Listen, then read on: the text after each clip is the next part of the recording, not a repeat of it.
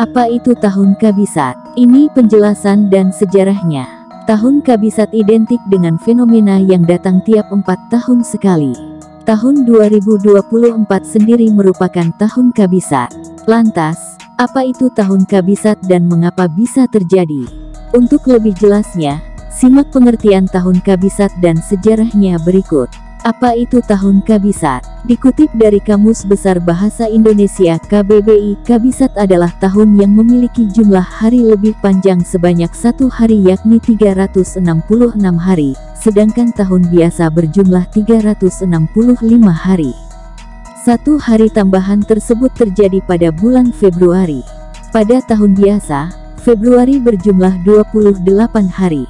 Sementara pada tahun kabisat terdapat 1 hari tambahan, yakni 29 hari. Dikutip dari buku pendamping Olimpiade Sains Nasional IPA 2021, ada 2 syarat tahun kabisat. Pertama, tahun kabisat adalah tahun yang angkanya habis dibagi 4. Contoh tahun kabisat adalah tahun 2000, 2004, 2008, dan seterusnya. Sementara untuk angka tahun abad, tahun kabisat adalah tahun yang angkanya habis dibagi 400. Contohnya tahun 1200, 1600, dan 2000. Selain penanggalan Masehi atau disebut juga Gregorian, sebenarnya beberapa kalender lain juga mempunyai hari kabisat atau bulan kabisat.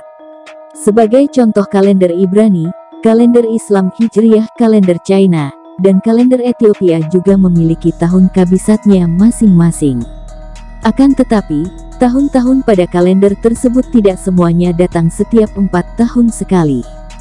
Bahkan sering terjadi pada tahun yang berbeda dengan tahun kabisat Masehi.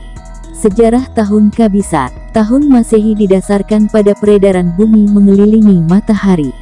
1 tahun Masehi terdiri dari 365 1/4 hari, tetapi untuk memudahkan perhitungan, 1 tahun Masehi ditetapkan 365 hari. Sisa 1/4 hari tersebut kemudian dijumlahkan hingga mencapai 1 hari dan ditambahkan dalam tahun Masehi setiap 4 tahun sekali, yakni pada bulan Februari. Dengan demikian, setiap 4 tahun sekali, 1 tahun Masehi memiliki 366 hari yang disebut sebagai tahun kabisat. Dikutip dari laman Live Science, tahun kabisat sudah ada sebelum 45 sebelum Masehi. Bermula ketika Kaisar Romawi kuno Julius Caesar menetapkan kalender Julian yang terdiri dari 365 hari dengan 12 bulan.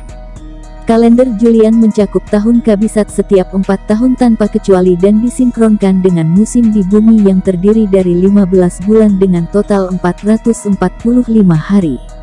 Pada pertengahan abad 16, para astronom memperhatikan bahwa musim dimulai sekitar 10 hari lebih awal dari perkiraan ketika hari libur penting, seperti Paskah, tidak lagi dibarengi dengan peristiwa tertentu, seperti ekuinoks musim semi atau musim semi.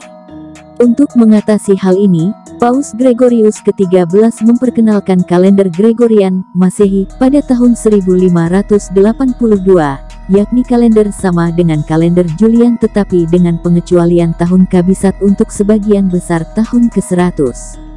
Selama berabad-abad, kalender Gregorian hanya digunakan oleh negara-negara Katolik, seperti Italia dan Spanyol. Lalu negara-negara Protestan, seperti Inggris Raya, turut mengadopsinya pada 1752.